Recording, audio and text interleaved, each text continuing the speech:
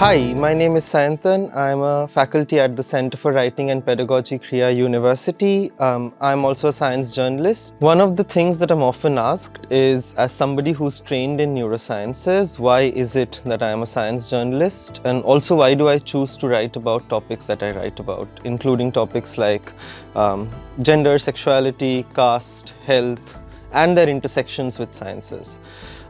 So briefly, if I were to talk about these interests, I think they stem, a lot of it stems from the time that I spent training as a neuroscientist. So as a neuroscience student, both during my master's and my PhD, what I was often intrigued by is the fraught history of neuroscience. So those who are familiar with the history of neuroscience know that there has been a lot of controversy around gendered nature of the human brain, attempts to find neuroscientific bases for things like sexuality, race, etc. And in many ways, neuroscientists have contributed to the perpetuation of gendered, sexualized, sexist, as well as racist doctrines in society. So a large part of my engagement with questions of gender, sexuality and science began as somebody who was looking at the history of neuroscience. And eventually this opened up for me a much larger discourse around how science and society intersect in ways that are more complex. For instance, right now I'm very interested in thinking about how the fact that Indian science institutes are dominated by Brahmin, Savarna, upper caste, cisgender, heterosexual, able-bodied men, how does that impact the kind of science that we produce? Why are we talking about diversity in science institutions? And in what way, in what does that mean for objectivity in sciences? What does it mean for scientific knowledge? Simultaneously, I was also, I'm also engaging, I'm approaching this from the question of health and sexuality, largely because of my engagement with the history of the HIV/AIDS movement and its role in queer mobilization in India. So in some sense, my writing, which lies at an intersection, a very eclectic intersection of very many different disciplines, is really an attempt also to make sense of the different positions that I occupy as a neuroscientist, as somebody who's queer, as somebody who's also thinking and is a part of anti-caste discourses. I am trying to bring all of this together in my writing, and I hope my readers are able to see it and I'm able to make some dent. As a faculty at the Center for Writing and Pedagogy, I am a part of a team that thinks very deeply about how can we inculcate practices among students as young as undergraduate students who we work with, but also students in school, students, teachers at the university level, people who work in corporates. So we work with a very, very wide variety of stakeholders in some sense to help them develop their skills in writing. At the university, we are involved in running very different kinds of courses. One of our major responsibilities is to run and deploy, offer the Writing and Oral Communication course, which is for a compulsory course that all first-year undergrad students at the School of Interwoven Arts and Sciences, Krea, take. We also offer discipline-specific courses. For instance, I co-teach a course on writing and communication in mathematics, and we also offer advanced research writing courses at the university. So, if I were to explain the writing pedagogy as we at the Center for Writing and Pedagogy understand it, then I would like to talk about four main components. The first one is a skill that we really wish to inculcate in our students, which we believe is going to carry across, not just in a course like CWP, but in a course like WOC, but in any kind of academic writing that they do in the future. We call this reading like a writer and writing like a reader. Essentially what we are trying to tell them is equip them with strategies that they can use to identify the best moves, the moves that exemplary authors in their own disciplines are making.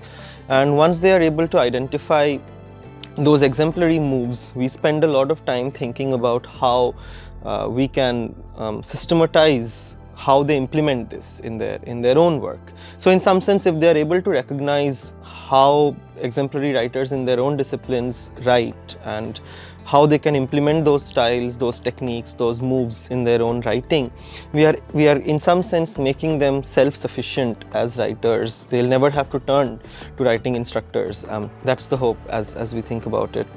The second thing that we take very seriously is the incremental scaffolding of the writing process. So rather than giving them or teaching them how to write something like a full-length academic essay in the very first attempt, what we tell them is really to think about the skills that go into writing of a full-length academic essay, and then we start equipping them with the strategies to develop those skills better. So for instance, if a full-length academic essay includes, having to work with evidence, having to derive claims, putting them together in a coherent argument, we will start with things like, okay, what is it that goes into evidence? So how do you work with quotes? How do you summarize and analyze them? How do you use this analysis to derive a claim that is evidence-based, and in some sense then put together an academic essay, as we call it.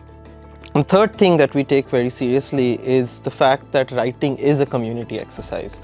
And this comes from the idea that we often think of writing as an exercise that is done in isolation, that is done in an empty room where people are not, there are no people, you're sitting in isolation, feeling very sad and lonely as you're engrossed in your writing.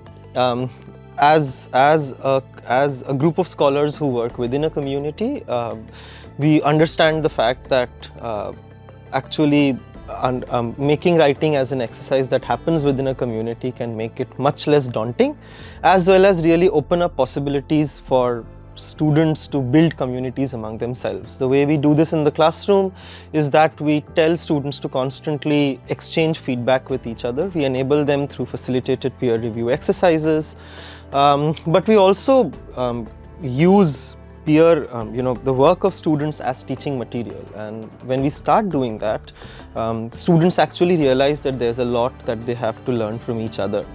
And learning from each other is one of the ways in which we use writing and writing classrooms as a tool of community building among students. Finally, I also want to talk a little bit about how writing classrooms, at least the kind of classrooms that we work with, model real-world scenarios. So despite the fact that we work with first-year undergrad students, they are literally, as young as they are fresh out of school, they are probably 17 to 18-year-old. And unlike most other disciplines that think of them as very naive individuals who need to be educated in disciplines, what we think of them are as scholars in training.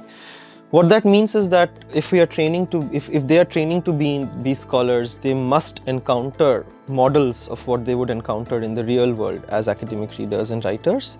So the kind of assignments that we give them, the kind of material that we teach them, we in no way expect anything less than what we would from a scholar in the real world, in the actual world. All that we do is that we scale it down to a more modeled, facilitated level. We do this by through the assigned readings that we work with, through the kind of assignments that we give them, and the way we distribute assessment, and the way we structure the course itself. So the hope is that through these 4 components, we are able to train students into skills of reading, thinking, and writing, and skills that are not just boxed within one course, but can really be applied to not just all their courses that they are going to take in the university, but also in their life as academic readers and writers. I've recently been awarded the 13th Laadli Media Award for Gender Sensitive Journalism in the South region. I was awarded this for a web feature that I wrote for this publication called The Wire Science, and my report was on Indian Science Institute's curious penchant for gendered hostels. As a science journalist who writes primarily at the intersections of gender, caste, sexuality, science and health, the Laadli Media Awards that I've received, it actually bolsters my commitment to bringing out more marginalized voices and providing a more complicated and complex picture of Indian science institutes. In the past, I have reported on scientific misconduct, the lack of representation of women, other marginalized genders, caste and casteism in sciences, and I am deeply committed to continuing such work further. I think the fact that I have recently received this award also tells us that there is an increasing space. Although it's still very limited, there is definitely an increasing space that we are building in terms of science journalism that is no longer limited to talking only about the science that happens in laboratories, but is also interested in telling stories about who does the science, where does the science occur, and really explicate the many ways in which science and society intersect and affect each other.